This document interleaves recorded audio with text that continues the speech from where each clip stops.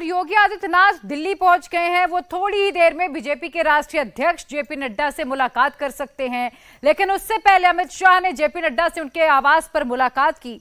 और इस समय देश में सबसे ज्यादा चर्चा योगी आदित्यनाथ की ही हो रही है। सबकी निगाहें योगी आदित्यनाथ के हर एक मूव पर है। यूपी में हार के बाद योगी का एक्शन प्लान क्या है, पूरी डिटेल इस रिपोर्ट में देखिए। यूपी की टैली जैसे ही इस स्कोर पर अटकी, सबकी नजरें योगी आदित्यनाथ पर आकर टिक गई। सवालों की बौछार शुरू हो गई।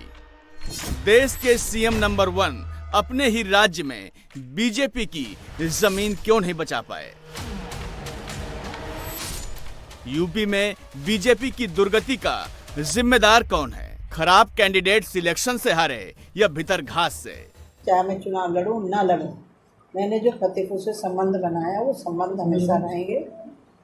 हाँ, इतना जरूर है कि जिन लोगों ने मोदी जी के इस मुहिम में रोड़े अटकाए हैं, उनको जरूर चिन्हित करके ऊपर बात करेंगे। इन सवालों के जवाब योगी आदित्यनाथ दिल्ली में पार्टी के शीर्ष नेतृत्व को हार की समीक्षा बैठक में देंगे।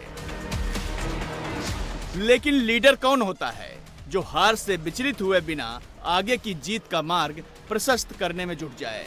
नतीजों के बाद योगी का एक्शन प्लान देखकर अंदाजा लगा सकते हैं कि यूपी की 25 करोड़ जनता के लिए उनके मन में क्या है। कोई और नेता होता तो खराब नतीजों के फौरन बाद जनता दरबार नहीं लगाता, एक एक व्यक्ति के पास खुद चलकर नहीं आता और उनकी अर्जी को पॉइंट टू पॉइंट नहीं पढ़ता। लेकिन योगी ने लखनऊ के 5 कालिदास मार्ग पर जनता दर्शन का कार्यक्रम नहीं बदला। लोगों की समस्याएं सुनी, उनके निवारण के लिए अफसरों को तत्काल काम पर लगाया।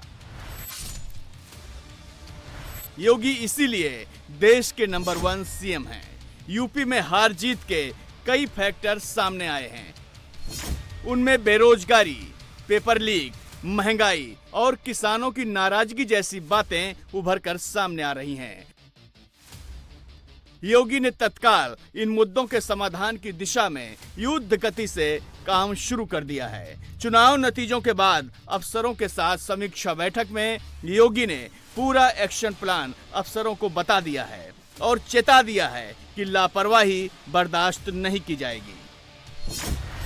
योगी का आगे का एक्शन और प्लान क्या है, उसे भी समझ लीजिए। बेरोजगारी से निपटने के लिए यूपी के तमाम सरकारी विभागों में खाली पड़े पदों पर भर्ती प्रक्रिया तेज करने के निर्देश दिए गए हैं। हर विभाग के अधिकारी खाली पड़े पदों की जानकारी फौरन भर्ती चयन आयोग को भेजेंगे। चयन प्रक्रिया सरल बनाने के लिए ई अधियाचन की व्यवस्था लागू करने के निर्देश दिए गए हैं और सबसे बड़ी बात, चयन प्रक्रिया को समय पर पूरा करने के निर्देश दिए गए हैं। किसानों के लिए योगी का एक्शन प्लान क्या है? गन्ना पेराई का अगला सत्र शुरू होने से पहले सभी किसानों को फुल पेमेंट करें। अफसर इसमें किसानों को पूरा सहयोग करें और गन्ना मिल से कोऑर्डिनेट करें। अगले सत्र में गन्ना उन्हीं मिलों को देना सुनिश्चित हो जिनका भुगतान का रिकॉर्ड अच्छा है। मनरेगा में काम करने वाले मजदूरों के भुगतान में देरी नहीं हो। कामगारों को समय पर पेमेंट सुनिश्चित किया जाए। गांव और छोटे कस्बों में बिजली तभी कटे जब बहुत जरूरी हो। जीएसटी कलेक्शन के लिए फील्ड अफसरों का टारगेट सेट हो। टैक्स चोरी न हो, इसका सिस्टम फुल प्रूफ बनाने का अफसरों को निर्देश दिया गया है। विकास योजनाओं के लिए समय से बजट आवंटित हो और समय से खर्च सुनिश्चित हो। यूपी के बुंदेलखंड को बीजेपी का गढ़ माना जाता है, लेकिन इस चुनाव में ये मिथ भी टूट गया।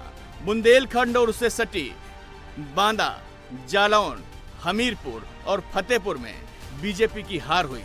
सिर्फ झांसी सीट ही बीजेपी जीत सकी।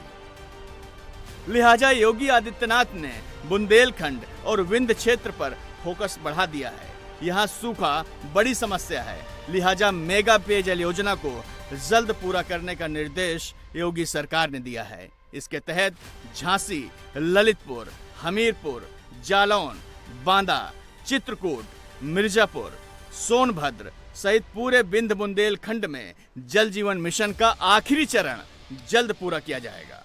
हर गांव में एक ट्रेंड प्लम्बर नियुक्त किया जाएगा, जैसे बिजली के लाइनमैन होते हैं। इसमें ITI करने वाले हजारों नौजवानों को नौकरी मिलेगी।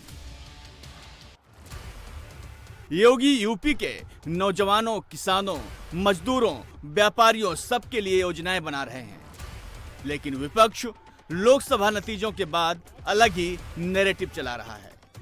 नैतिकता के तौर पर भारतीय जनता पार्टी को इस्तीफा दे देना चाहिए कि जो अखिलेश यादव वाले नेतृत्व वाली समाजवादी पार्टी के प्रत्याशी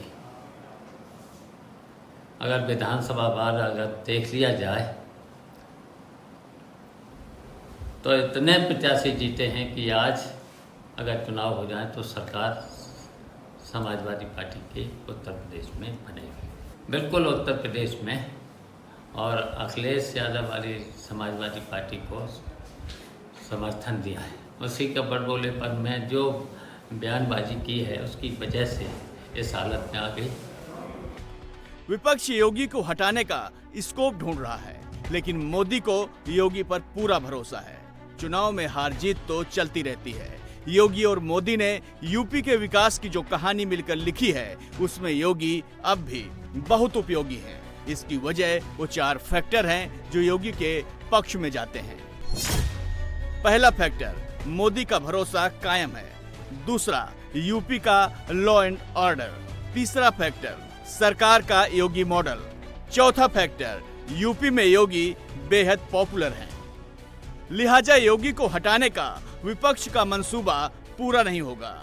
जो लोग लोकसभा में हार का ठीकरा योगी पर फोड़ना चाहते हैं, उन्हें याद रखना चाहिए एनडीए यूपी में 44 सीट हारा है। 7 केंद्रीय मंत्री चुनाव हार गए हैं। 26 सांसद अपनी सीट जीत नहीं पाए हैं। सांसदों से स्थानीय जनता की नाराजगी हार की बड़ी वजह बनी है। लोकल मुद्दे चुनाव पर हावी रहे हैं। दलित ओबीसी मतदाता इस बार समाजवादी पार्टी की तरफ शिफ्ट हुए हैं। ऐसा कैंडिडेट सिलेक्शन की वजह से होता दिख रहा है। पूर्वांचल में जो अलायंस बीजेपी ने किया था वो बिल्कुल नहीं चला। प्रधानमंत्री मोदी और अमित शाह परिवारवाद पर अखिलेश और राहुल को घेरते रहे, लेकिन पूर्वांचल में ओम प्रकाश राजभर और संजय निषाद ने बीजेपी गठबंधन में अपने बेटों को ही टिकट दे दिया। जनता को ये हजम नहीं हुआ और दोनों के बेटे हार गए। संजय निषाद के बेटे को संत कबीर नगर की जनता ने हरा दिया, तो घोसी में राजभर के बेटे अरविंद राजभर हार गए। निश्चित रूप से हम लोग अच्छे काम किए थे, उसको समझाने में नाकामयाब रहे। उस उत्साह में हमको लगता है कि सबके जीत रहे हैं तो कुछ उदासीन हो गए, कुछ निष्क्रिय हो गए। हमको लगता है दूसरा विषय कि जो कुछ नेताओं ने कुछ ऐसे बयान दे दिए आरक्षण के मुद्दे पर, जिसको विपक्ष ने नैरेटिव सेट किया और नैरेटिव सेट करके उसको कैश कराया सिस्टम से, और नॉन जाटो जितने भी दलित थे 23% में, उनको उन लोगों ने मूव करा लिया और पिछड़ी जातियों में भी मूव कराकर उन लोगों ने इसका लाभ उठाया। इसके वजह से आ गया। और कुछ टिकट उकट जिसको नहीं मिला था उन लोगों ने उदासीनता और निष्क्रियता दिखाई। इसके वजह से ही 2-3 का हमको लगता है जो नॉन जाटो थे, मैंने पहले बताया कि उनके अंदर भय पैदा करके वो नैरेटिव सेट करके वोट ले लिया गया। एनडीए के नेता यूपी में हार की वजह राहुल गांधी की 8,500 रुपए महीने वाली गारंटी को भी मान रहे हैं, जिससे गरीब वर्ग लालच में आ गया। इसकी झलक भी लखनऊ में देखने को मिली, जब कई महिलाएं कांग्रेस के दफ्तर पहुंच गईं और राहुल गांधी के गारंटी फॉर्म की मांग करने लगी। क्या जानकारी मिली आपको? बस यही हुआ कि फॉर्म मिलेगा तो 8,500 रुपए महीना आया करा करेगा बैंक में, गरीबी के उससे, बस यही तो बस पता है। तो जब आप यहाँ पहुँची तो क्या आपने को फॉर्म मिला? नहीं मिला।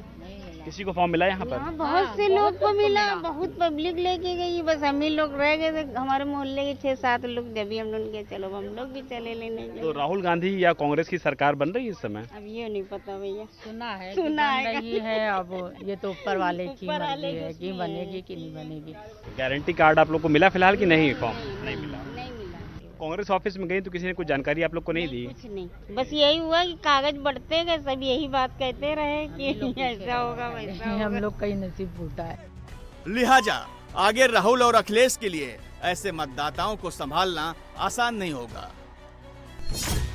उन्हें इस चुनाव में आरक्षण हटाने के मुद्दे, संविधान बदलने की बात, भर्ती पेपर लीक के मामले, बेरोजगारी के मुद्दे, अग्निवीर योजना को खत्म करने के मुद्दे पर समर्थन मिल गया। साथ में मुसलमानों का एक मुस्तोड़ भी मिला, जिसकी वजह से बीजेपी को नुकसान हुआ और दो लड़कों की जोड़ी को फायदा हुआ।